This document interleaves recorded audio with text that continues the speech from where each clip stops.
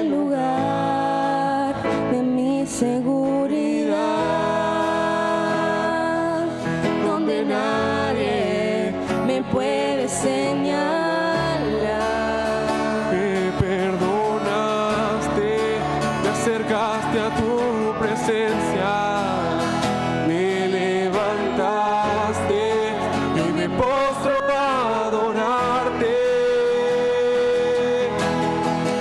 No hay lugar más alto, más grande, estar a tus pies, estar a tus pies. No hay lugar más alto, más grande, estar a tus pies, estar a tus pies. Y aquí permaneceré, postrado a tus pies. Y aquí Permaneceré a los pies de Cristo.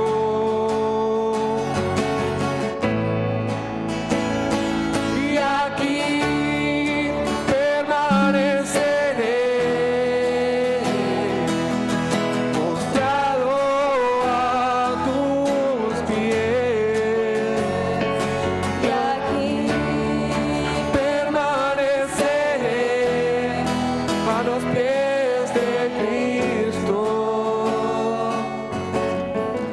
No hay lugar más alto, más grande, que estar a tus pies, que estar a tus pies. No hay lugar más alto, más grande, que estar a tus pies, que estar a tus pies. Gracias, Señor, porque podemos estar en tu presencia, Señor. Gracias, Señor, porque nos permitís ser tus hijos, Señor. Gracias porque sabemos, Señor, que tenés algo para nosotros hoy, Señor. Te pido que estés bendiciendo a Juan Pablo, Señor, que sean tus palabras, Señor, no sus palabras, Señor. Y que sea como una espada de doble filo, Señor, y que realmente deje una marca en nuestras vidas, Señor, lo que tengas para decirnos hoy, Señor. Sabemos que si vos hablás, Señor, no es casualidad, Señor, no va a ser algo así nomás, Señor. Sabemos que si vos nos querés decir algo, Señor, va a ser algo para que crezcamos, Señor, va a ser algo para que quede en nuestras vidas, Señor. Te pedimos que abras nuestros corazones, nuestras mentes, nuestros oídos, Señor, para que estemos dispuestos a escucharte, Señor. Pues sabemos que vos nos querés hablar, Señor. Así que ponemos el mensaje en tus manos, Señor, y gracias por la oportunidad y la libertad de estar acá esta mañana. En tu nombre, amén.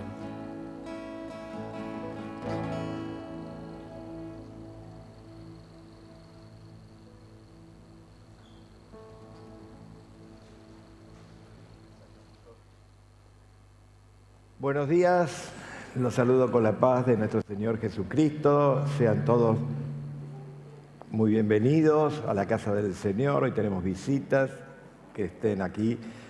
Ya nos sentimos muy, nosotros, confortados de allí de Tucumán, ¿no? De Tucumán. Las empanadas vienen en el próximo viaje. Así que también tenemos aquí personas que se acercan a la casa del Señor. Así que bueno, es la casa del Señor y el Señor abre sus puertas, las puertas de su casa para recibirnos. Así que siéntanse como en su casa. Y bueno, algunos anuncios importantes para todas las hermanas, para todas las mujeres. El sábado que viene tienen su reunión mensual, pero es un encuentro muy especial porque han pedido, va a venir una persona muy especial y han pedido que sea, ahí está, nunca es tarde para servir al Señor. Gracias por el... Bueno, porque tienen que traer, tienen que acercar en lo posible, cuanto más puedan mejor, pero no si no pueden, pero yo creo que todos podemos. Pares de medias para chicos hasta 18 años, se considera chicos, ¿eh? Hasta los 18 años, pero bueno, medias nuevas, ¿eh? Vieron que no vamos a estar pasando medias en las que tiene el agujerito, usted las tira. Mi mamá, mi esposa no lo hace, me dice, a tirarla. Pero mi mamá, me acuerdo que ponía un mate para reparar, ¿vieron los mates? No, un mate de esos que calabaza redondo, entonces ponía el mate y cosía la media con los... Ahora no, dicen Ruti, no, hay que tirarla, claro. Bueno, yo tengo unas cuantas medias con agujerito, como el corazón con agujerito, ¿vieron? Pero uno dice, ¿la vas a tirar todavía la media? Bueno, pero usted si puede, acérquese a un lugar, a alguien de esas personas que venden medias también, para traerle media para los chicos porque lo necesitan, y son muchas cosas que a veces donamos ropa en buen estado, pero medias nunca se dona. Y la próxima vez será para ropa interior también, porque la ropa interior no se dona ropa interior, entonces hay que comprarlo. Así que bueno, recuerde eso para el próximo sábado, todas las semanas, ¿qué hora? ¿4:30? ¿16:30? 16 horas. Bueno, y van a pasar un lindo momento. Otra cosa importante, si Dios nos permite, el próximo mes de octubre, ya terminando quizás octubre, después de las elecciones, vamos a tener una reunión de bautismo aquí en este lugar. Entonces, yo quiero invitar a todos aquellos que tienen ese deseo de seguir al Señor y obedecerle en lo que Él nos dice, ¿no? de bautizarnos, y los que se reúnen con los jóvenes, los que tienen ese corazón joven, pueden ir tanto a Ezequiel o a Melina, que son los líderes de los chicos, para decirles que tienen el deseo de bautizarse, y los que son más grandecitos, que no se reúnen con los jóvenes, pero son jóvenes también, pero bueno, no van a la reunión de los jóvenes, pueden venir a hablar conmigo o hablar con Andrea. Hoy Andrea no está, pero ¿por qué? Porque necesitamos hacer lo que nosotros denominamos un curso de introducción o de inducción al bautismo para tener claro qué significa bautizarse, qué es lo que el Señor nos pide y qué significa ser parte de la iglesia del Señor. Y por los tiempos, para poder más o menos, avísennos porque necesitamos empezarlo, por lo menos en agosto, empezar. Así que bueno, Melina y Ezequiel, y si no, conmigo o con Andrea, nos pueden mencionar. Bien, otro anuncio. Después vamos a estar orando, tenemos varios pedidos de oración para poder orar por los que están atravesando momentos difíciles, momentos de enfermedad. Y no sé si hay algún anuncio que me he olvidado. Bueno. Bien. ¿Tiene ganas de viajar? Bueno, ¿a dónde se quiere ir? Bueno, yo lo voy a llevar a un lugar pero vamos, usted ahora haga de cuenta que está viajando. Vamos a viajar juntos. Vamos a viajar, pero junto a Jesús y a sus discípulos. ¿Vieron cómo había una película que miraban todo desde afuera, lo seguían, ¿no? Bueno, nosotros imaginémonos que estamos ahí y los estamos siguiendo, los estamos viendo. Entonces vamos a seguir a Jesús y a sus discípulos a un retiro, ¿no? A un lugar muy poco común. Después usted va a ver por qué este lugar es poco común. Y Jesús ya habían pasado más o menos 2 años y medio de que había arrancado su ministerio. O sea que sus discípulos ya lo conocían bastante. Y les estaba enseñando, los estaba afirmando, y sobre todo tratándoles de demostrar a ellos quién era Él, quién era Jesús. Entonces, Él les había hablado claramente a ellos, a todos ellos, qué demandaba ser parte o entrar al reino de Dios. ¿Qué era lo que Él esperaba de ellos? Se los había dicho muy claramente. Y también les había mostrado, porque siempre había contrastado esas actitudes legalistas, esas actitudes de los religiosos. Nosotros cuando leemos la palabra de Dios encontramos los fariseos, los seduceos, toda esa gente. Y es más, Él les había advertido a sus propios discípulos, Jesús les había advertido, dice, guardaos de la levadura de los fariseos y de los seduceos, ahí en Mateo capítulo 16. Él se los dice, cuidado con esta gente. Y bueno, Jesús hace algo, los reúne y decide alejarse de Galilea, irse de ahí. Como, vamos muchachos, vámonos a un lugar donde no nos moleste. Pero un lugar muy especial, ese va al norte. Entonces usted tiene que imaginarse, ¿no? Tiene el mar de Galilea, ¿no? Galilea, si la mira, está, bueno, depende de cómo yo me paro, ¿no? Pero bueno, es hacia el oeste del mar de Galilea, a la región de Galilea, y él se va para el norte, como siguiendo la ruta del río Jordán, el nacimiento del Jordán, y se va más o menos unos 40 kilómetros para arriba. Y se va casi al límite de donde termina, digamos, al límite de lo que era territorio judío ya con los gentiles, algo que ya dividía ahí, ¿no? A las faldas, un monte conocido en la Biblia, del monte Hermón. Entonces imagínese usted, se va para arriba, para el norte, siguiendo casi la línea del río Jordán, hasta el monte Hermón, unos 40 kilómetros más o menos, va caminando.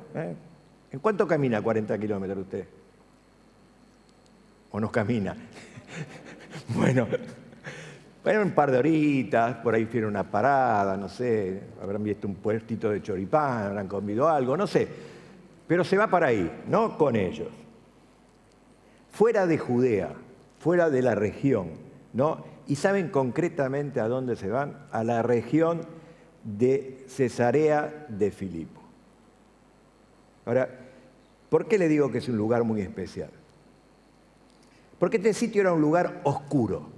Cuando decimos oscuro, un lugar muy pagano.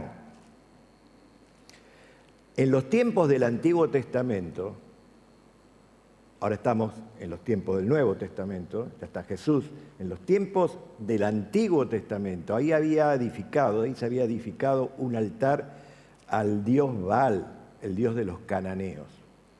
Ahora, cuando vienen las guerras, cuando los griegos toman esa región, ¿qué hacen ahí? Conquistan la región y ellos edifican ahí en ese lugar un templo, un altar al dios Pan. Pan, como suena. En Pan no piense que ahora quiere comer, pero Pan, así, P-A-N, Pan, el dios Pan.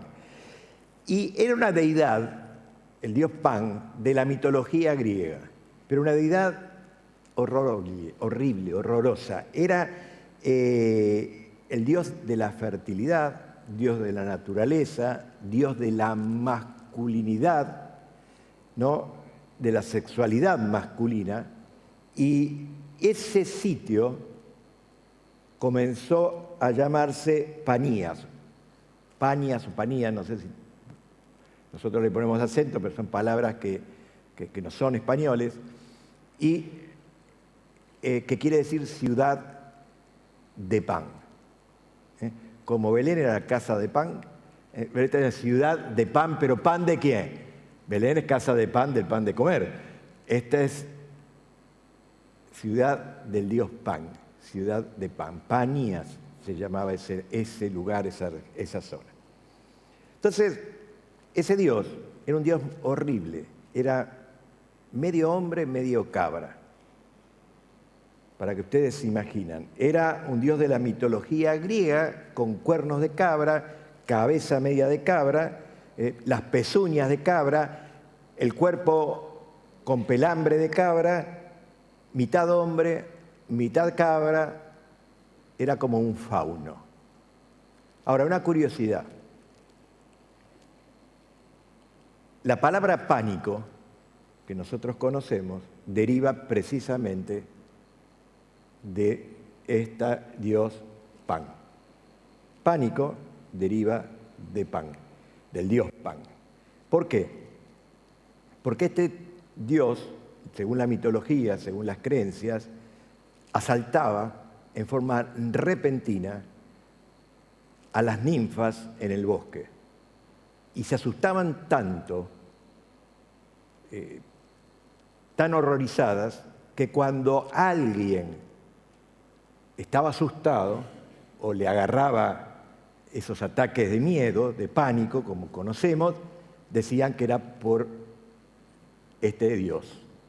Entonces, cuando usted diga la palabra pánico, recuerde que está refiriéndose, viene desde ahí, el origen de la palabra pánico, por lo que este dios causaba. El pánico era causado por el miedo que traía estos ataques sexuales que hacía él, que cometía él en el bosque. Ahora, entonces,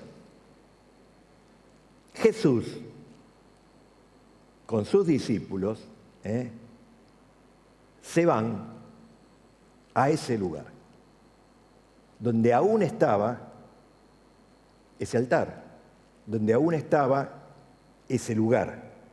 Como les dije, casi en la frontera, ya terminando lo que era el sector de los judíos, lugar totalmente gentil. Pero ¿qué hacía ahí? En ese, usted lo va a poder ver, yo no se los traje hoy porque así les creo la inquietud y usted lo puede ir a visitar, puede viajar por internet y va a ver uno de los lugares que se llevan a las personas que van a visitar Israel, es precisamente Cesarea de Filipo, lo que queda, porque es uno de los lugares que estuvo Jesús. Y usted puede buscarlo en internet, porque lo va a ver, todavía existe algo que había ahí, que había una cueva, la cueva está todavía, está la caverna, porque ese lugar era un lugar de sacrificios. Era un lugar donde en esa boca de la cueva arrojaban cabras para satisfacer, para, como se dice, agradecer, para adorar al dios Pan. Ahora, durante la primavera de cada año, los sacerdotes, ¿qué hacían ahí?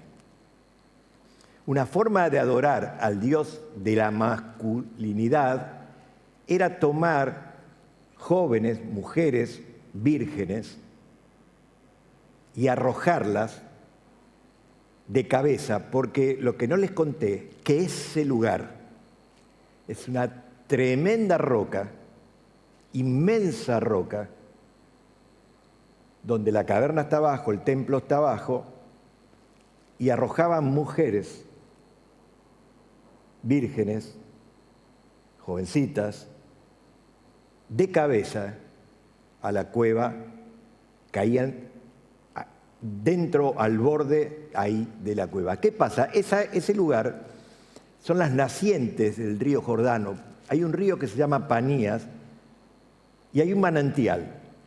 Entonces, si por la vertiente del río aparecía sangre, el dios estaba satisfecho.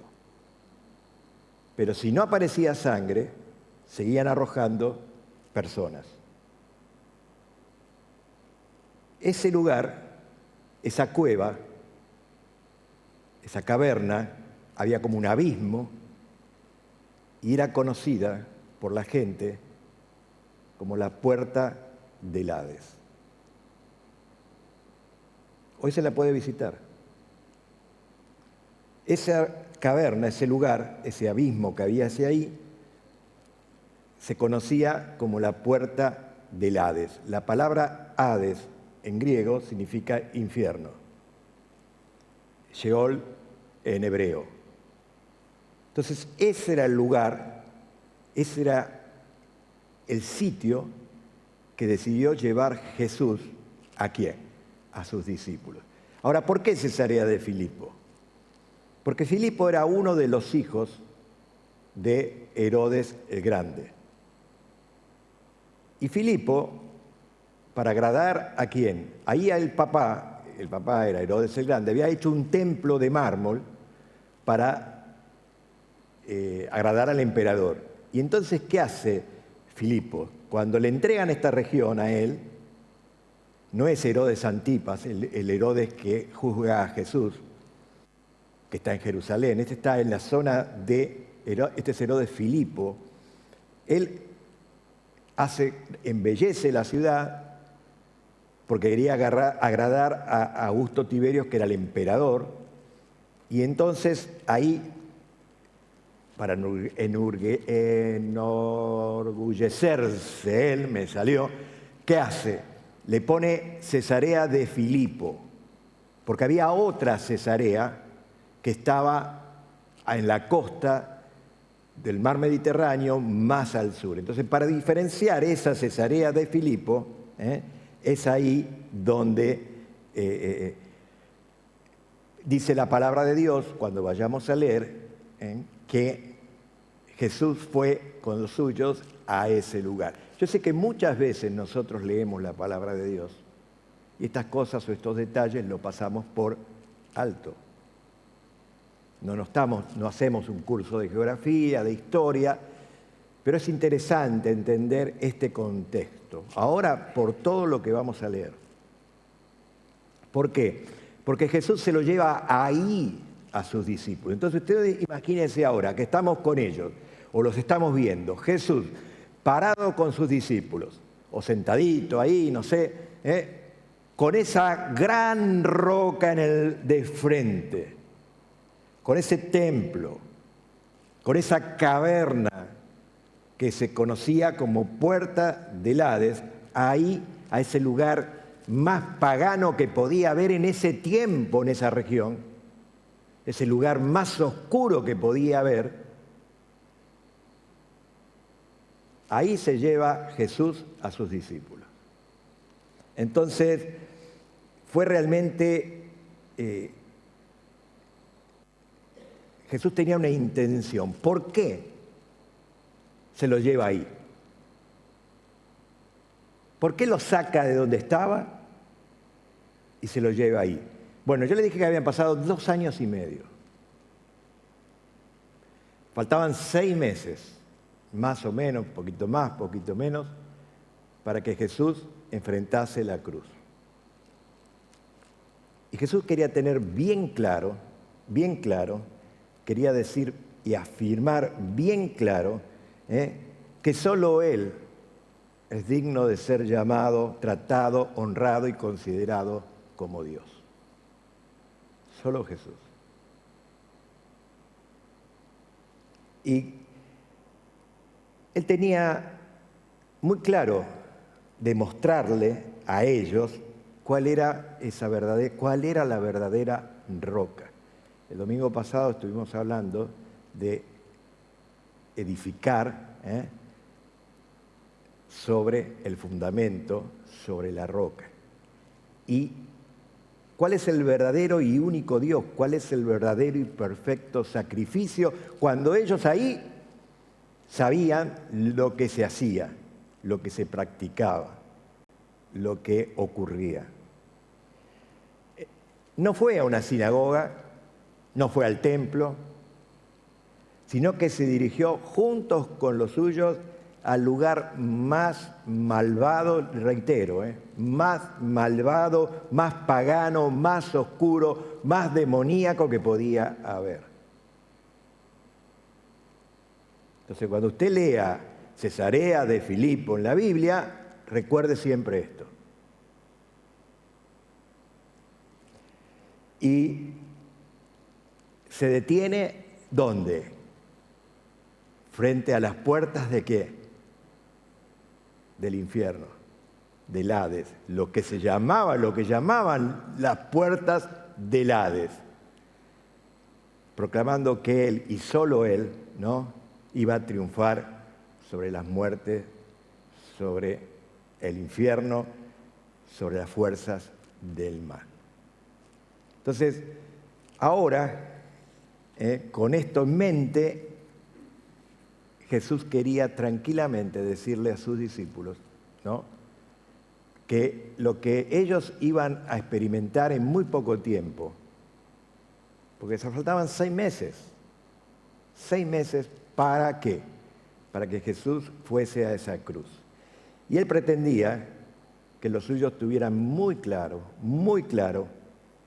como también tenemos que tenerlo claro nosotros,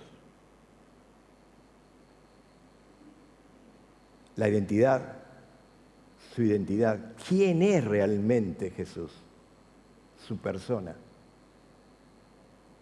su propósito, lo que Él va a hacer, la obra de Jesús. Y eso también Él quería que lo tuvieran claro sus discípulos y Él quiere que nosotros tengamos en claro. Miren, no hay salvación por fe sin tener claro estas dos cosas. ¿Quién es Él? ¿Quién es Jesús? ¿Y qué es lo que Él hizo? Si nosotros no tenemos claro quién es Jesús y qué es lo que Él hizo, su obra, no alcanzamos esa salvación por fe que nos pide, que nos dice la palabra de Dios. Te invito a orar. Padre, gracias por tu amor, por tu misericordia, por tu cuidado. Gracias por poder estar aquí en esta mañana. Gracias por todas las personas que nos visitan. Te pido, Señor, que estés bendiciendo sus vidas. Todos aquellos que nos están escuchando, los ponemos en tus manos. Pero ahora queremos pedirte, Señor, que tú abras nuestro entendimiento, que tu Santo Espíritu, Señor, toque nuestro ser, limpies nuestra mente, nuestro corazón, porque queremos recibir tu palabra, lo que tú tienes para cada uno de nosotros. Yo te invito a que vayamos a Mateo capítulo 16 con toda esta... Me estoy pareciendo a Quique, no está Quique, se tuvo que ir, porque él hace una introducción bárbara, nos hace vivir el lugar cuando él está predicando. Una cosa que quiero decir, y lo vuelvo a decir siempre, esta palabra de Dios no hay nada que la reemplace. Por eso todo lo que diga, vos te vas a llevar de acá con suerte un 10%. Porque eso es lo que dice, entre 8 y un 10% se entiende. Pero yo te invito a que vuelvas a leer la palabra de Dios en tu casa. Porque es la palabra de Dios lo que transforma. No es mi palabra. Yo te ayudo, cualquier pastor, cualquier predicador, ayuda para que podamos entender el contexto, para que podamos entender, ubicarnos, nos guían, pero es la palabra la que habla. Es el Espíritu Santo el que transforma, el que cambia. Por eso yo te invito a que vayas a tu casa y vuelvas a tomar esta palabra con un mate, la leas, cualquier cosa que no entiendas, si vos crees que yo dije algo que estoy equivocado, venís tranquilamente y me decís, Pablo, mira, yo esto lo entiendo de otra manera, el Señor me lo está mostrando de otra manera, lo charlamos, lo conversamos, pero no te quedes nunca con lo que yo digo, solo con lo que yo digo. Buscá la palabra de Dios, entrá en la palabra de Dios. Lee la palabra de Dios, medita la palabra de Dios, porque ella es la que cambia, la que transforma. No mis palabras, la de ningún pastor lo hace. Solo la palabra de Dios y el Espíritu Santo de Dios. Entonces busca esto de ver nuevamente. Acostumbrate, ahora tenés celular, podés grabar el mensaje donde vayas. Nosotros tenemos la bendición de poder transmitirlo, queda grabado, lo podés volver a ver, podés tomar, porque acá las cosas pasan, ya te digo, de acá te vas con suerte, con un 8 o un 10% de entendimiento.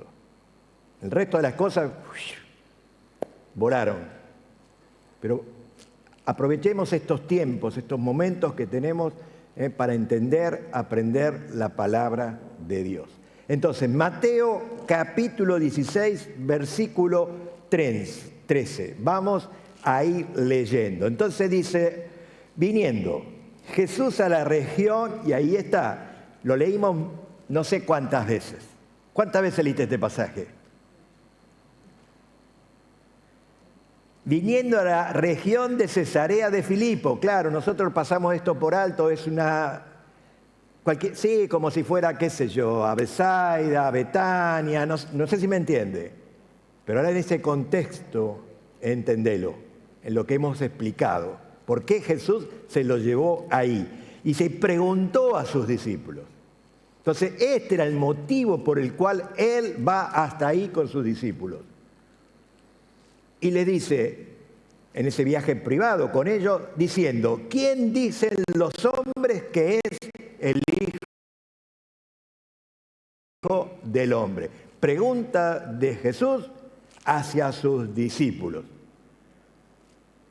¿Quién dice, como dice la pregunta, quién dice los hombres que es el Hijo del Hombre? Mirá, aquí Jesús no solo alude a su humanidad, ¿no? Porque este término, esto que nosotros acabamos de leer, lleva directamente, ¿sabes a dónde? Al libro de Daniel. Mirá hasta dónde nos hace llevar esto.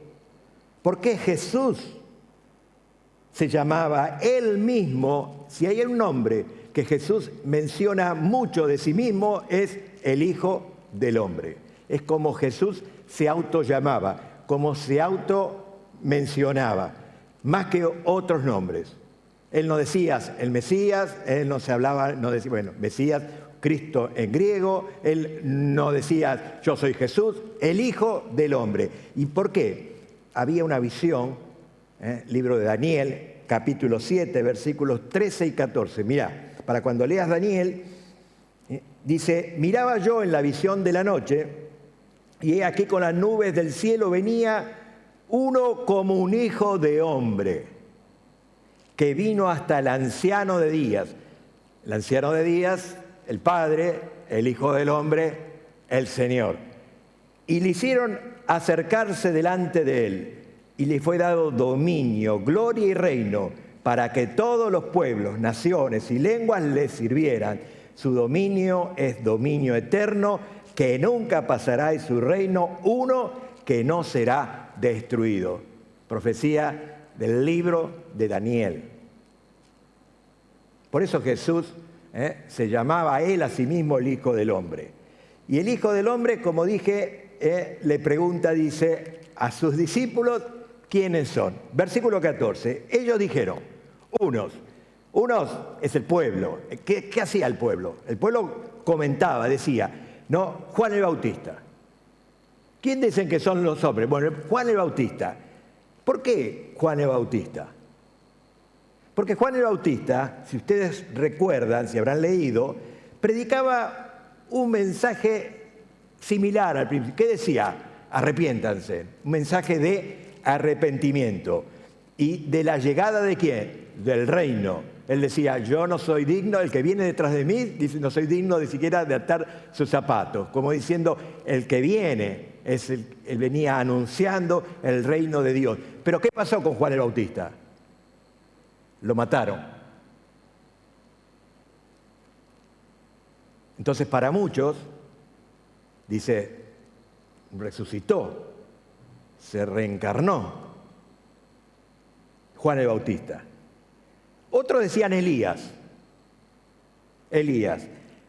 ¿Por qué? Porque había una profecía, bueno, yo la voy a pasar por alto, pero usted anótela y vaya y léala en su casa esta tarde. Malaquías capítulo 4, versículos 4 y 6. Malaquías 4, 4 y 6. Va a ver la profecía exacta de que dice, entonces muchos tomaron esa profecía y dice, es Elías. Sos Elías. Otros que dicen, seguimos leyendo, Jeremías. ¿Por qué Jeremías? Jeremías es como un enviado, como un Mesías, un llamado que a sufrir, ¿no? El varón de dolores, el experimentado en quebranto, ese. Entonces nosotros decíamos Jeremías.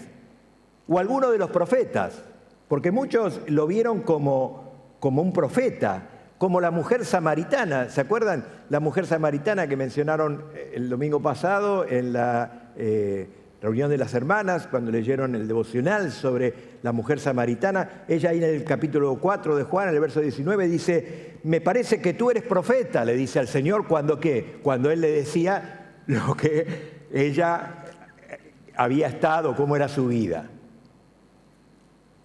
Bueno, hasta ahí lo que pensaba la gente. Pero ahora Él le dice: ¿y vosotros? Ustedes, porque a mí me importa lo que ustedes me digan. Jesús los quiso llevar.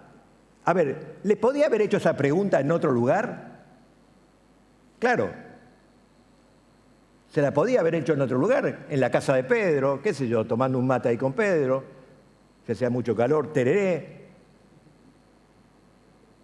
Un asadito comiéndose ahí con Lázaro, con las hermanas. Pero no, se lo llevó a ese lugar. Entonces, por eso es importante entender esto. ¿Y qué les dijo? ¿Quién decís que soy yo? Nunca pierdan de vista dónde estaban. ¿Quién decís que soy yo? Y la pregunta clave, ¿quién decís que es el Hijo del Hombre? Y ahora, ¿quién es Jesús para ti, para vos, para mí, para nosotros? ¿Quién es Jesús? ¿Sabes por qué? Porque esta pregunta es clave.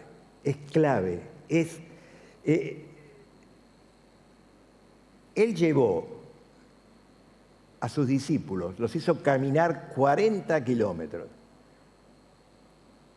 para hacerle esa pregunta, porque era clave lo que ellos tenían. El Señor quería saber claramente qué pensaban ellos de Él. ¿Por qué? Porque Él ya le había dicho que Él había venido para cumplir la ley y los profetas. Le podemos leer en Mateo, capítulo del Sermón del Monte, todo lo que el Señor ya les había dicho, que en los últimos días iban a venir muchos que lo iban a llamar Señor, ahí también al final del Sermón del Monte. Él les había dicho ahí, como dice en Juan: yo soy el pan vivo que descendió del cielo, si alguno comiere este pan, dice, vivirá por siempre. Yo soy la puerta, le había dicho también, ¿no? El que por mí entrara será salvo. Todas un montón de cosas que había hecho milagros, se cansó de sanar gente, lo habían visto calmar tempestad, haber dicho que Él era el Señor del día de reposo. Todo eso ellos lo habían visto, lo sabían, pero ellos necesitaban saber, ellos, no Jesús, quién es Jesús. Como vos y yo lo necesitamos saber. ¿Quién es Jesús? Y es una pregunta que divide a la humanidad. Debajo del cielo divide a la humanidad. Separa a los que son creyentes de los que no creen. Los que son hijos de Dios de los que son hijos de ira. Salvados de perdidos. Reconciliados de condenados. Mirá qué importante es responder esta pregunta, porque después de 2000 años sigue siendo igual de polémica, sigue separando, sigue dividiendo. ¿Trae bendición o trae juicio?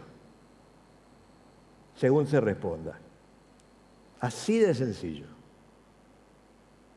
No le tenemos que dar vuelta. Es así de sencillo. ¿Quién es Jesús? Pero mirá lo que dice Juan, capítulo 3, versículo 36. El que cree en el Hijo tiene, ¿qué dice? Vida eterna. Ustedes lo están leyendo. Pero el que rehúsa creer en el Hijo no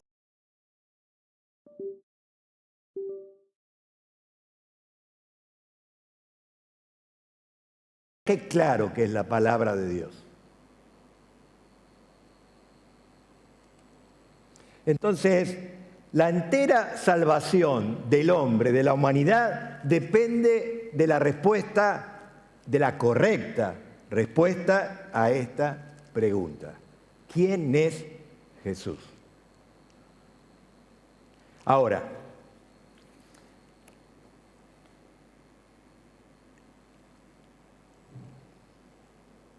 vos me dirás,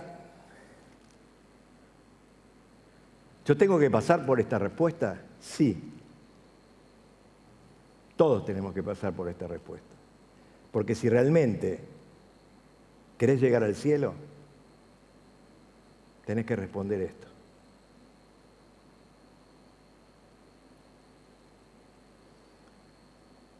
De la respuesta de tu veredicto, de nuestro veredicto, sobre quién es Cristo, está colgada nuestra eternidad. Así de sencillo. Ahora, mirá lo que sucede. La respuesta es revelada.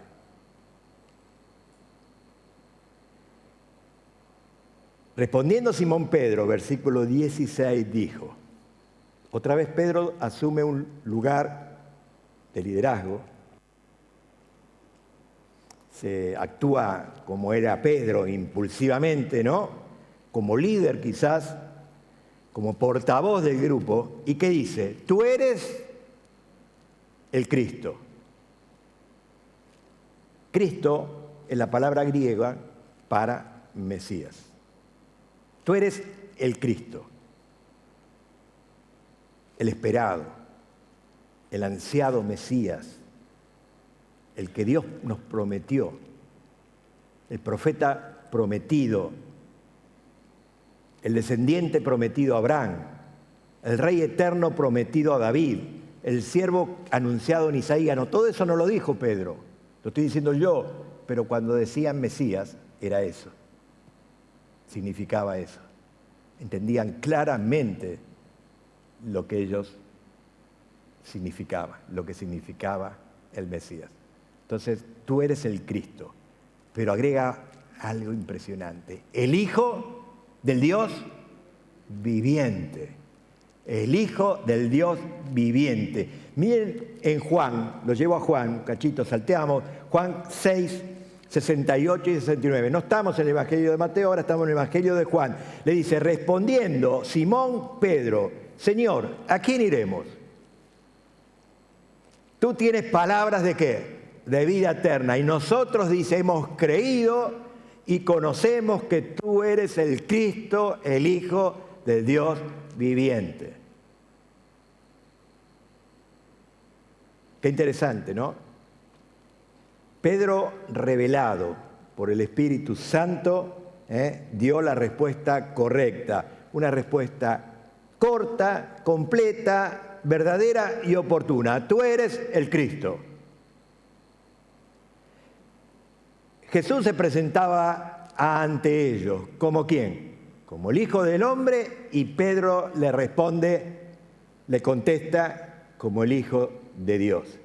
Y Jesús no solo aprueba eso, sino que le dice que esta respuesta, Pedro, que me estás dando, bajó del cielo. Bajó del cielo. Te fue revelada por mi Padre, por Dios mismo. Y si la pregunta acerca de Él es crucial, determinante, la respuesta lo es aún más. Es aún más. Pues seremos juzgados para una eternidad en función a lo que respondamos. Versículo 17. Entonces le respondió Jesús, bienaventurado eres. Entonces ahora Jesús va a dar como una bendición divina, profética, sin igual. Simón, hijo de Jonás, bienaventurado eres, Simón, hijo de Jonás, porque no te lo reveló carne ni sangre, sino mi Padre que está en los cielos. No es una conclusión de ningún ser humano, no es una conclusión de ningún mortal. Mi Padre te abrió los ojos para que veas y entiendas esto. Y el Padre, el Espíritu Santo, nos tiene que abrir los ojos para que nosotros veamos también esto.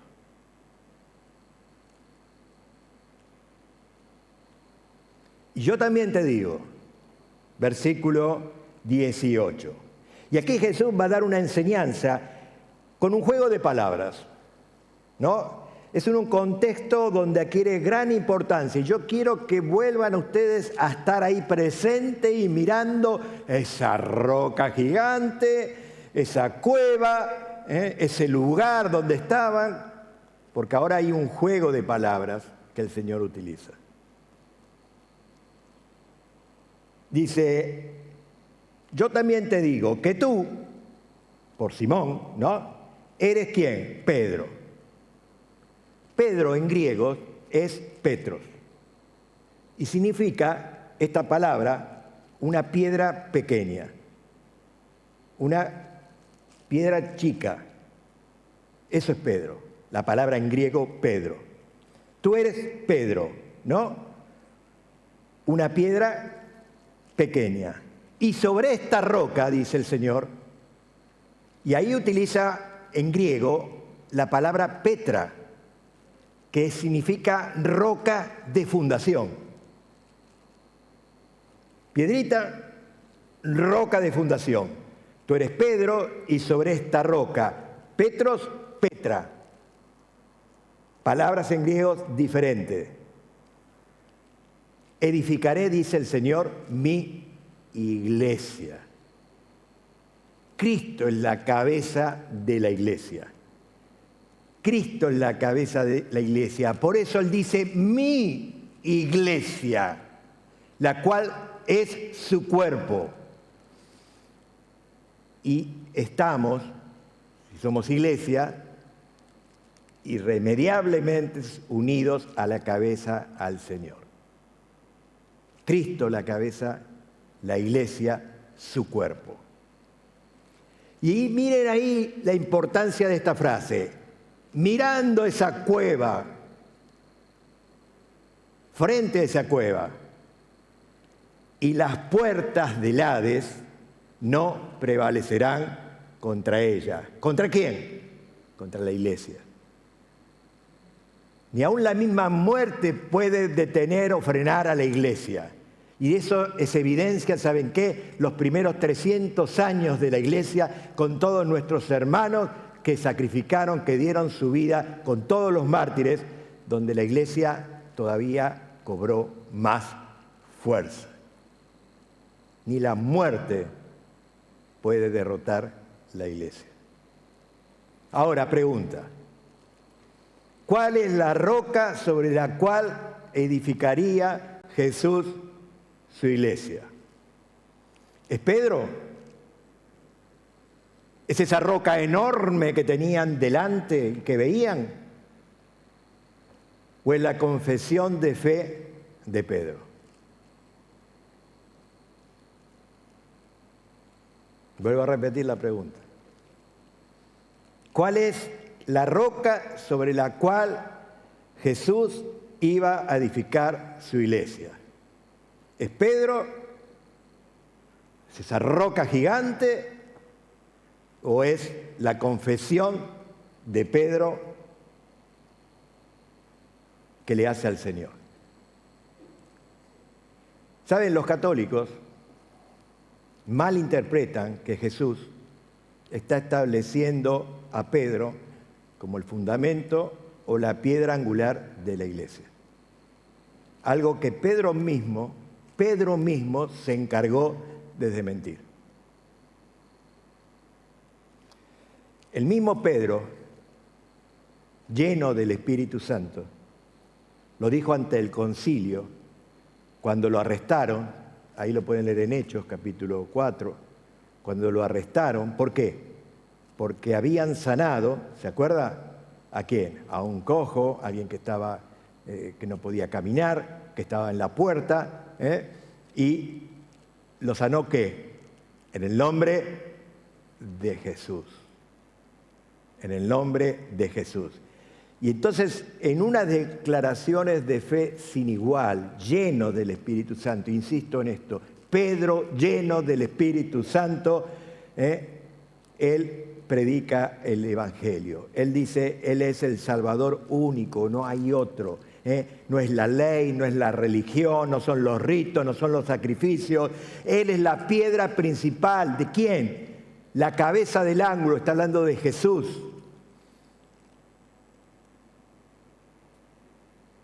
Y Él es la misma piedra que ustedes rechazaron.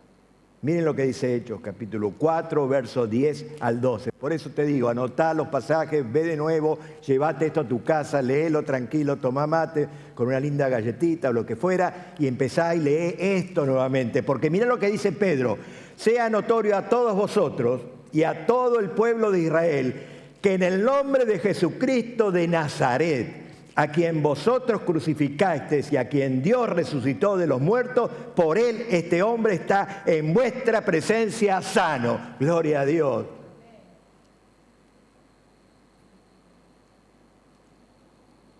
Este Jesús es la piedra reprobada por vosotros, los edificadores, la cual ha venido a ser cabeza del ángulo. Y en ningún otro hay salvación. Porque no hay otro nombre bajo el cielo dado a los hombres en que podamos ser salvos. Jesús. Ese es el nombre. Ese mismo Pedro,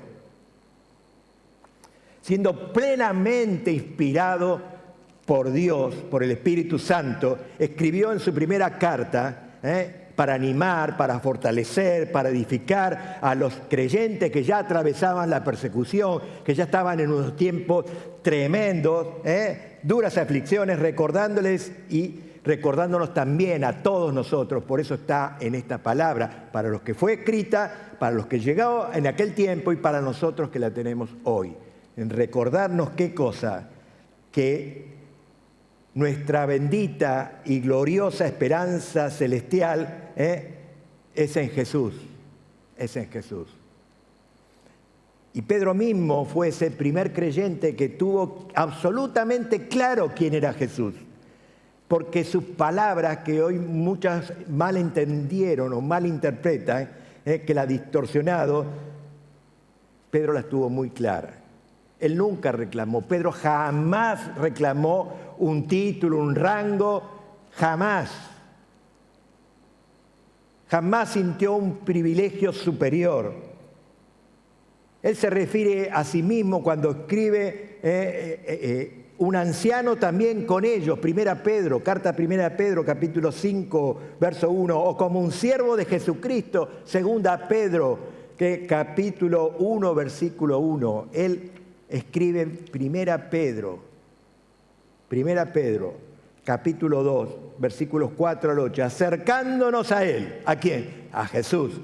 Piedra viva, desechada ciertamente por los hombres, mas para Dios, como dice, escogida y preciosa. Vosotros también, como piedras vivas, sed edificados como casa espiritual y sacerdocio santo, para ofrecer sacrificios espirituales aceptables a Dios por medio de Jesucristo.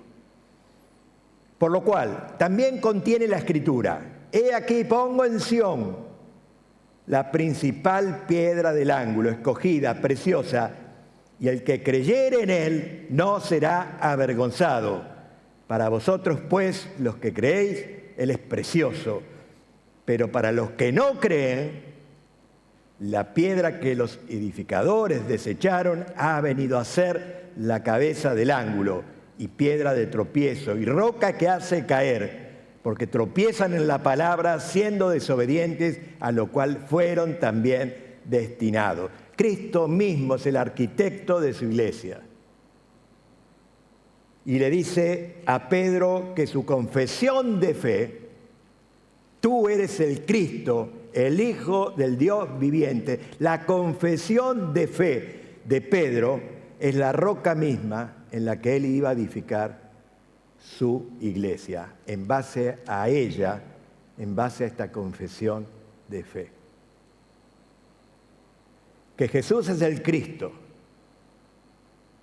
es el Mesías, es el Hijo del Dios viviente, es el Hijo de Dios, es la verdad que soporta y cimienta las demás verdades. Si Jesús no fuese el Hijo de Dios, vos y yo acá, no tenemos nada que hacer. Jesús es el Hijo de Dios. Juan, cuando termina, dice, todas estas cosas fueron escritas para que creáis que Jesús es el Hijo de Dios. El Hijo de Dios.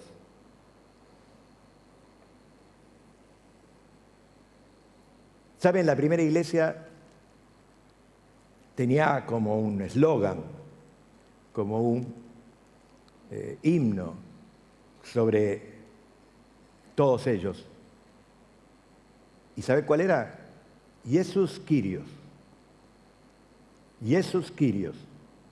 Jesús es Señor. Jesús es el Señor. Y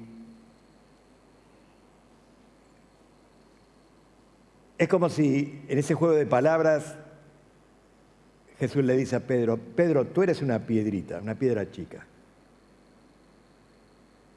Y una piedra pequeña, pero yo voy a edificar mi iglesia no sobre vos, sobre una roca firme. Esa que estás viendo ahí, no. Es la confesión de fe que tuviste. Mi iglesia está fundada en que Jesús es el Cristo, el Hijo del Dios viviente. Y nunca la iglesia estuvo edificada sobre Simón Pedro. Jamás. Él no es la cabeza de la iglesia, sino una piedra viva, como vos y como yo, piedras vivas, de este hermoso edificio espiritual llamado iglesia, que hoy continúa en edificación. Esta no es la iglesia, esta es un templo. La iglesia somos todos nosotros que hemos recibido a Jesús como Señor y Salvador de nuestras vidas. Pero, claro, luego sigue hablando el Señor. Entonces, frente a esa mirada de Pedro, de los que están ahí, Él se dirige a él y le da una profecía que no van a pasar mucho tiempo en que se cumpla. Y Él le dice, versículo 19, a ti y a ti. Y esto tiene una connotación individual, porque le habla a Pedro, pero también una aplicación general en base a todo el Evangelio. Porque no podemos sacar solamente esto que solo fue para Pedro. Porque mira, te daré las llaves. Las llaves son símbolos de autoridad y ¿de qué? De apertura. El que tiene llave puede abrir, puede cerrar. ¿Las llaves de dónde? Del reino de los cielos. Y todo lo que atares, ¿sabe qué significa esa? Todo lo que prohíbas en la tierra será atado en los cielos. Y todo lo que desatares, todo lo que permitas en la tierra será desatado, será permitido en los cielos. ¿Y esto de qué está hablando? Habla de la disciplina y la autoridad eclesial que tenían los apóstoles. ¿En base a qué? Al Evangelio, el cual es poder de Dios, porque eso lo dice Pablo, el Evangelio es poder de Dios. La autoridad de ellos estaba respaldada en el cielo, como léelo si querés más adelante, capítulo Mateo 18, versos 15 al 17, y vas a entender qué significa atar y desatar. Y no te lleves de ninguna corriente y de nada que estés escuchando por ahí, que no tiene nada que ver con lo que la palabra de Dios dice.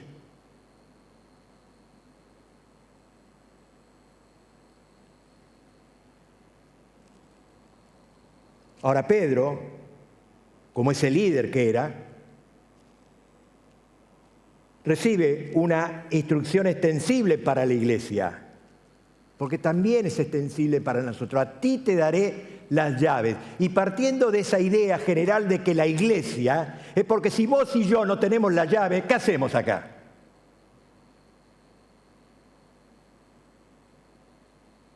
La llave la tiene cualquier hijo de Dios genuino que predica el evangelio de salvación. No otro evangelio, el evangelio de salvación con poder del Espíritu Santo, porque eso es tener la llave. Y eso permite que las personas puedan entrar en el reino.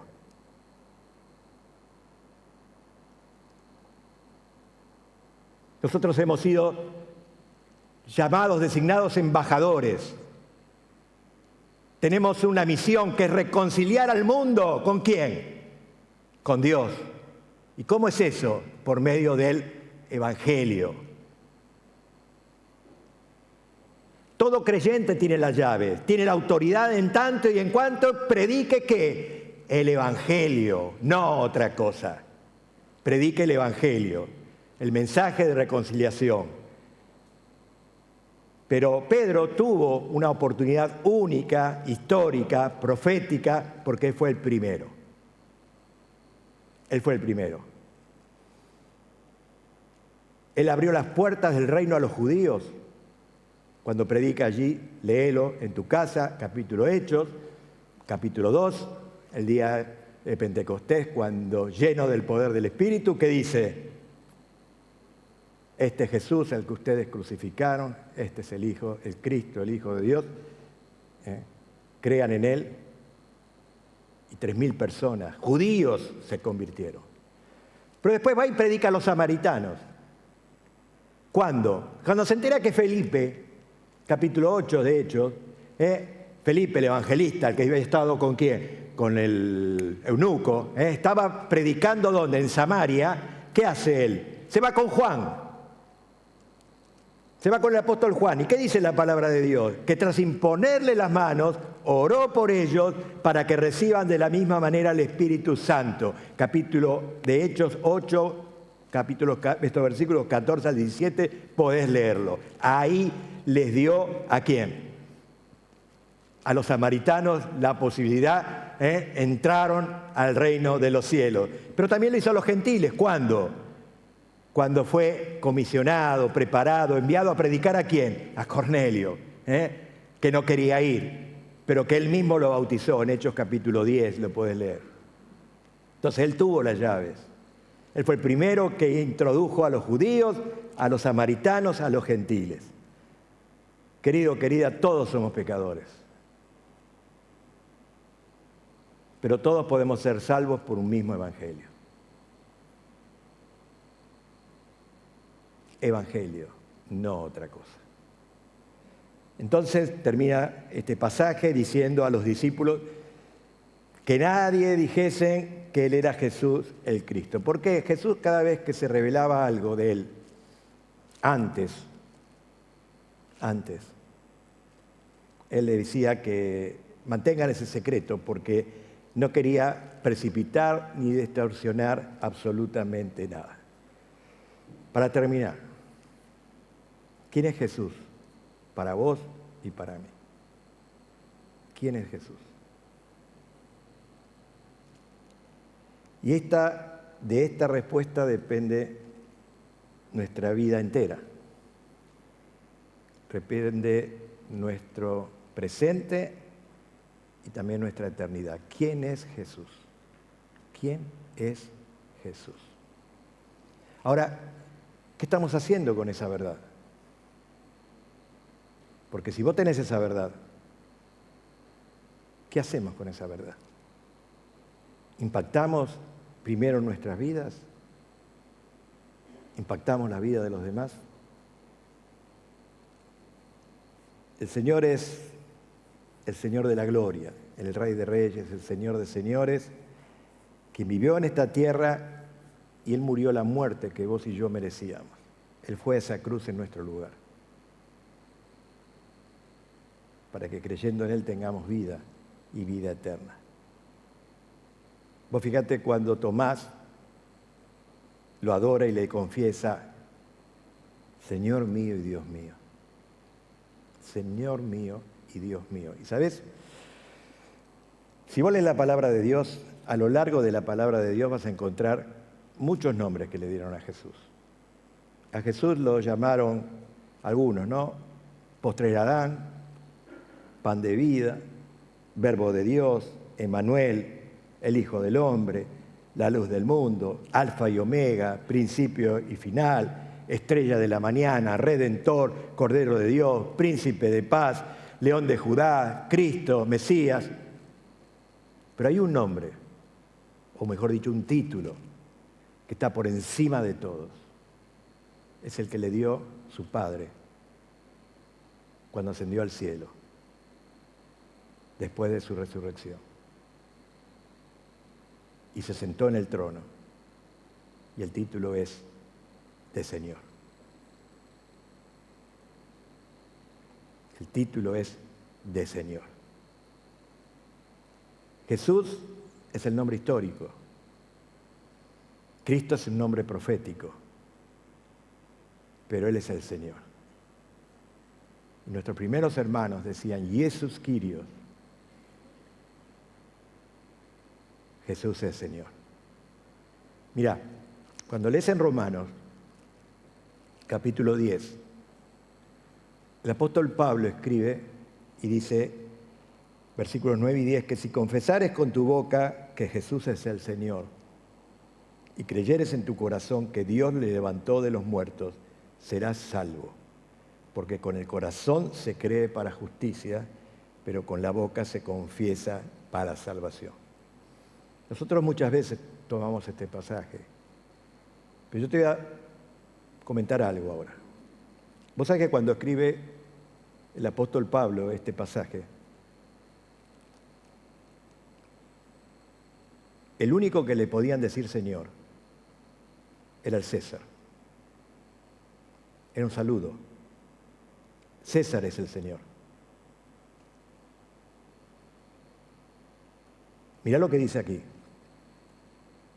Que si confesares con tu boca que Jesús es el Señor.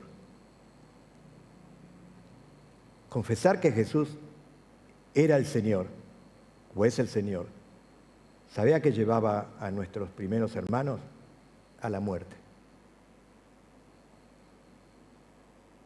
Fíjate cómo termina, porque dice, con el corazón se cree para justicia, pero con la boca se confiesa para salvación. ¡Qué contradicción! Confesás y te matan.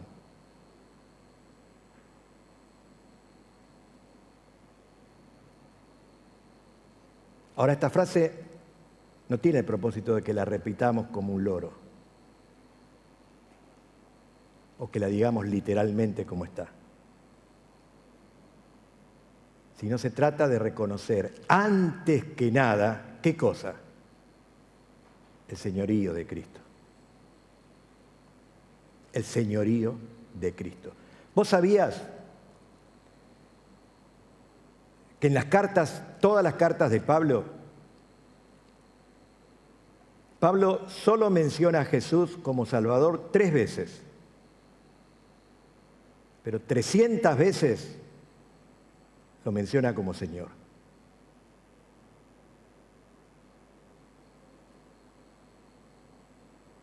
Mirá qué es lo importante.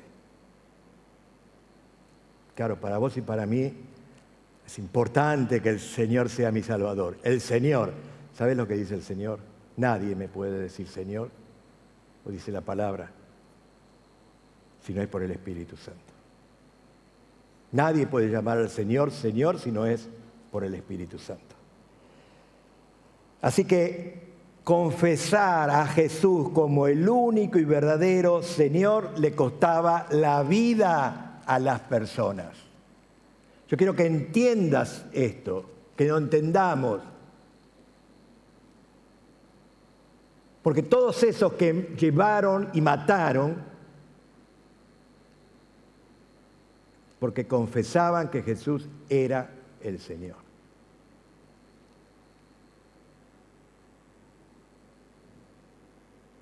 Ese es el señorío de Cristo. A eso nos ha llamado el Señor. Pero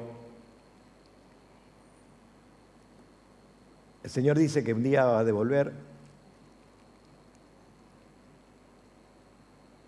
y ya esa venida está pronto. Y amparándonos en Hechos, capítulo 17, versos 30 y 31, dice, pero Dios, habiendo pasado por alto los tiempos de esta ignorancia, ahora manda a todos los hombres, en todo lugar, que se arrepientan, por cuanto ha establecido un día en el cual juzgará al mundo con justicia por aquel varón a quien designó, dando fe a todos con haberle levantado de los muertos. Dios fijó y estableció un día para juzgarnos a todos. Y lo demostró levantando a su Hijo de la tumba. Y en base a ello, querido, querida, te ruego, te exhorto, te pido que te arrepientas, que nos arrepintamos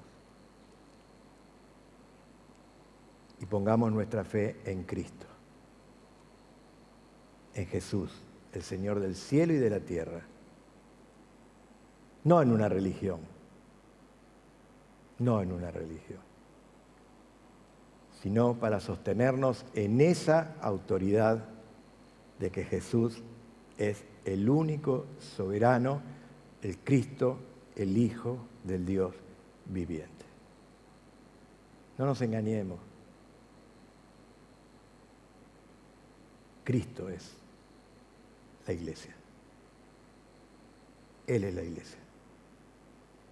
Es su iglesia. Así que, querido, querida, esto lo dijo el Señor. No todo el que me dice Señor, y vuelve a decir Señor, Señor, entrará en el reino de los cielos, sino el que hace la voluntad ¿de quién? De mi Padre que está en los cielos. Mateo 7, 21. Así que en estos tiempos de tanta confusión en las iglesias, al único que tenemos que mirar, al único que tenemos que adorar, al único que tenemos que exaltar es a Cristo, nuestro Señor, Señor y Salvador. Así que no te quedes solo con eso de que te salvó y porque te salvó estás feliz y contento. Ahora obedécele como Señor de tu vida. Como decía Tomás, mi Señor y mi Dios. Vamos a orar, vamos a terminar. Espero que esta palabra, ya te digo, volvé a tu casa, revelo de nuevo, lee los versículos, lee la palabra de Dios, porque lo único que sana, cambia, salva, es la palabra de Dios. Y si estás aquí y tenés alguna duda, con mucho gusto, nos vamos a quedar un tiempito más y vamos a estar, podemos compartir este mensaje o lo que no entendiste del mensaje. Nos piden oración por Mabel Zaragoza, está en terapia en estado de coma. No la conocemos, nos alcanzaron este mensaje, no sabemos su necesidad.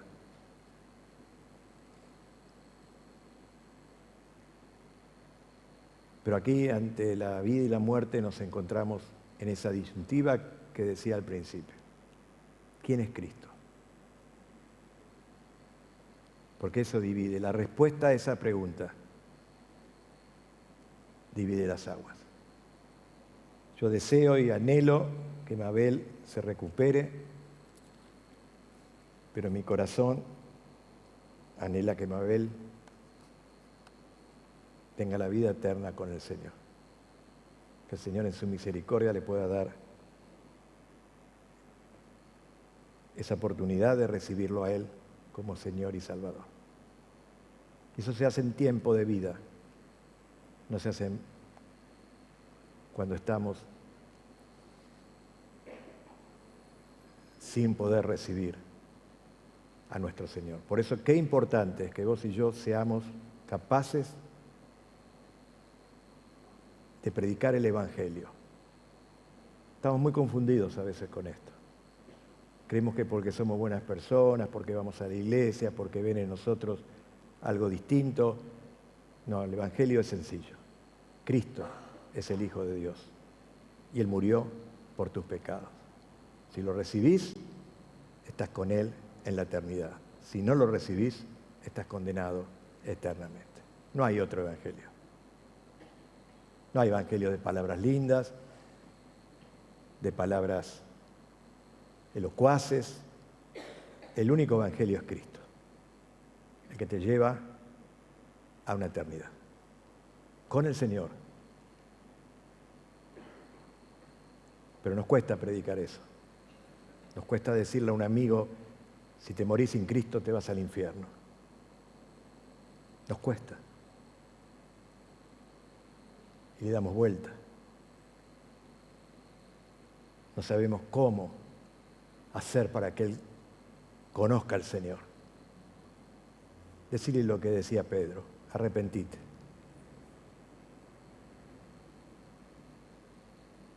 Porque esta palabra, el Espíritu Santo, es el único que te va a dar convicción de pecado.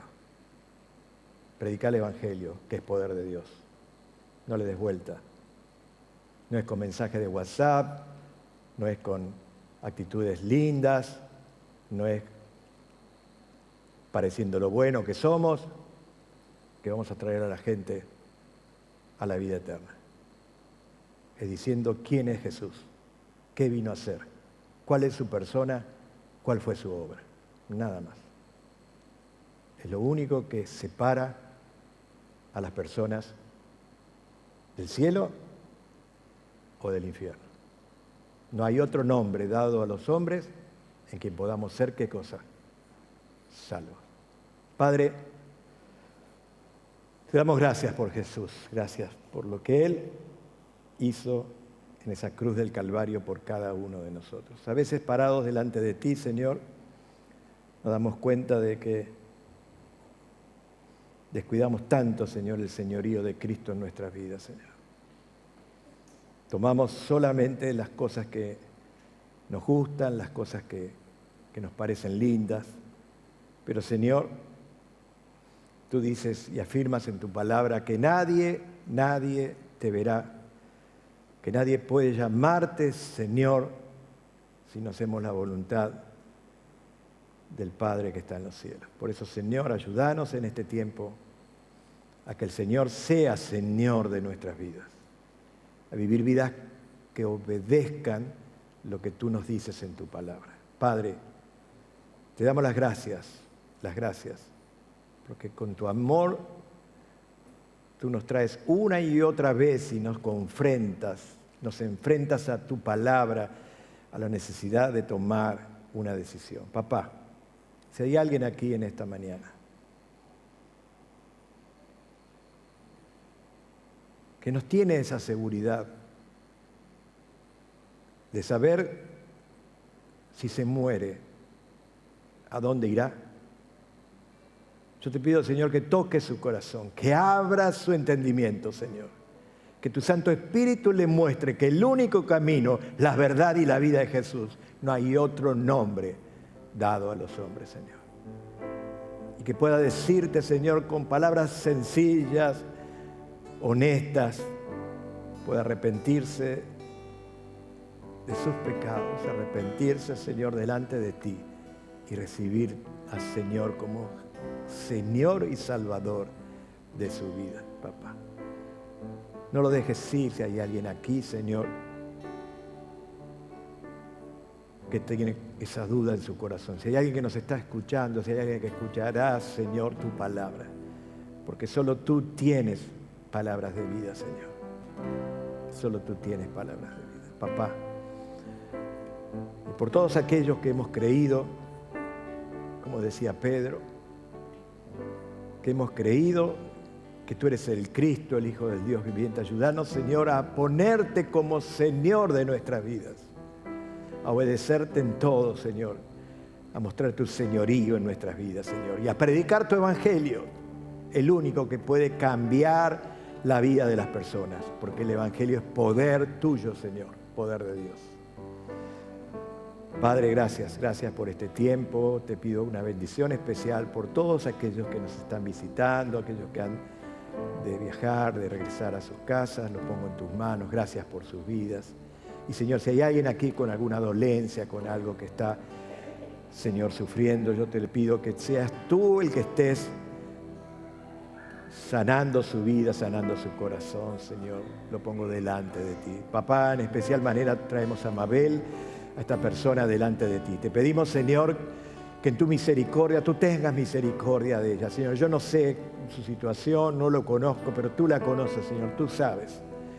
Y te pedimos, Señor, para que tú le des esa oportunidad de poder ella recibirte a ti si no te tiene aún en el corazón, Señor. Obra con poder en su vida, la ponemos en tus manos, Señor. En el nombre de Jesús te lo pedimos, Padre.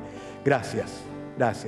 Papá, no queremos olvidarnos de todos y cada uno de nuestros ancianos que están atravesando esos momentos difíciles y los ponemos delante de ti. Pero en especial manera traemos delante de ti a Marisa, Señor. Su vida la ponemos en tus manos, papá. Solo tú tienes la respuesta, papá. Solo tú tienes la respuesta. Nosotros sabemos que para ti no hay nada imposible, pero tú tienes el poder, Señor, porque a ti ha sido dado ese poder, Señor. Yo la pongo delante de ti para que sea tu voluntad la que esté en su vida, Señor. Yo sé que es así. Yo sé que ella sabe que su vida está en tus manos, que tú tienes el control de todo. Te pido por la vida de nuestro hermano Teo que le des esa paz, ese entendimiento que solo tú puedes dar a sus hijos, Señor. Agustina, a Esteban, lo ponemos en tus manos. Oh Señor, solo tú puedes estar con ellos en este tiempo y en este momento. Por la mamá, por Sonia, las ponemos delante de ti, Señor, por toda la familia. Yo sé que, Señor, tú tienes un propósito que a veces no podemos entender, Señor. Pero que tú, Señor, te revelarás en el tiempo justo, en el tiempo oportuno, porque tú eres Dios, papá.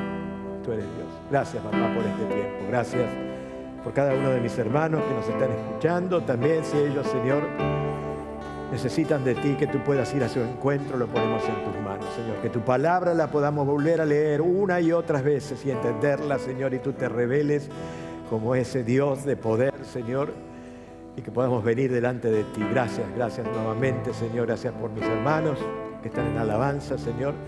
Gracias porque ellos nos están llevando, Señor, a alabarte, a glorificarte, al único Dios que merece ser alabado, a Jesús, nuestro Señor y Salvador, Señor, que ha dado la vida para poder tener vida y vida eterna. Gracias, Padre. Quédate con nosotros, acompañando, guiándonos, en el nombre de Jesús, por los méritos que Él hizo en la cruz del Calvario. Todo te lo pedimos, todo lo creemos. Amén y amén. Que el Señor te bendiga. Seguimos alabando a nuestro Señor.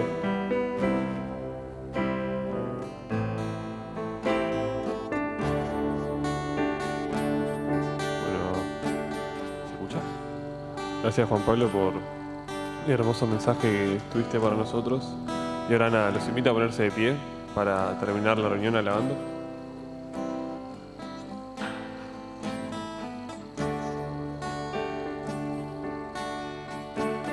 Tus ojos revelan que yo nada puedo esconder, que no soy nada sin ti.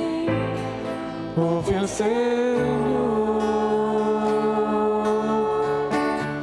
todo lo sabes de mí.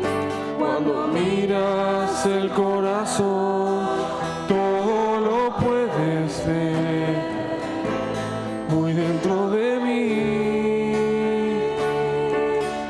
Lleva mi vida, abrazo la verdad. Que que cuando me miras nada puedo ocultar.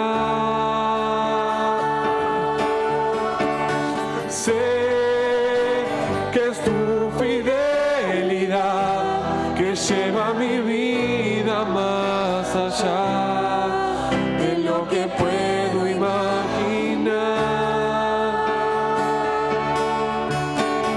Sé que no puedo negar que tu mirada puesta en mí me llena de tu paz. Tus ojos revelan que yo nada puedo esconder, que no soy nada sin ti, oh fiel Señor. Todo lo sabes de mí, cuando miras el corazón, todo lo puedes ver, muy dentro de mí. Lleva mi vida, ahora sola verdad, y cuando me miras, nada puedo ocultar. Sé que es tu fidelidad que lleva mi vida más allá de lo que puedo imaginar. Sé que no puedo negar que tu mirada puesta en mí me llena de tu paz. Sé que es tu fidelidad que lleva mi vida más allá de lo que puedo imaginar. Sé que no puedo negar que tu mirada puesta en mí me llena de tu paz, que tu mirada puesta en mí me llena de tu paz, que tu mirada puesta en mí me llena de tu paz. Gracias, Señor, por esa paz que solo vos nos podés dar, Señor. Gracias porque si estamos dispuestos, Señor, vos nos llenás, Señor, porque siempre estás ahí, Padre. Queremos agradecerte, Señor, porque sabemos que nos estuviste hablando hoy, Señor. Sabemos que tu palabra nunca vuelve vacía, Señor, así que te pedimos que plantes realmente en nuestros corazones, Señor, la palabra que nos quisiste dar a través de Juan Pablo, Señor. Y nada, pongo todo este domingo y esta semana en tus manos, Señor, que no seamos simplemente cristianos, Señor, de sábado y domingo, Señor, sino que todos los días, Señor, te reflejemos, Señor, todos los días seamos luz, Señor, en nuestras casas, en nuestras familias, Señor, en nuestro trabajo, Señor. Que te representemos como es debido, Señor, no te dejemos mal parados, Señor, frente a la gente, papá. Usanos, Señor, y gracias, Señor, por todo tu amor. En tu nombre, amén.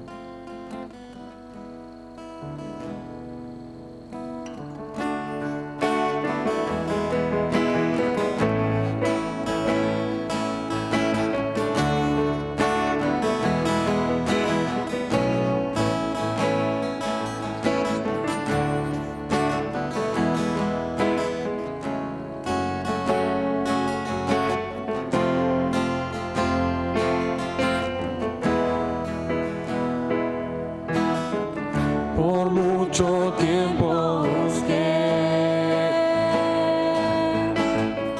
una razón de vivir y en medio de mil preguntas tu amor me respondió. Ahora veo tu luz ya no tengo temor. Tu reino vino a mi vida y ahora vivo para ti. Cantaré de tu amor, rendiré mi corazón ante ti. Tú serás mi pasión y mis pasos se guiarán por tu voz. Mi Jesús y mi Rey, de tu gran amor cantaré. Por mucho tiempo busqué una razón de vivir, y en medio de mil preguntas tu amor me respondió. Ahora veo tu luz y ya no tengo temor. Tu reino vino a mi vida y ahora vivo para ti. Cantaré de tu amor, rendiré mi corazón ante ti. Tú serás mi pasión y mis pasos se guiarán por tu voz. Mi Jesús y mi Rey, de tu gran amor cantaré. Cantaré de tu amor, rendiré mi corazón ante ti. Tú serás mi pasión y mis pasos se guiarán por tu voz. Mi Jesús y mi Rey, de tu gran amor cantaré. Mi Jesús y mi Rey, de tu gran amor cantaré. Jesús.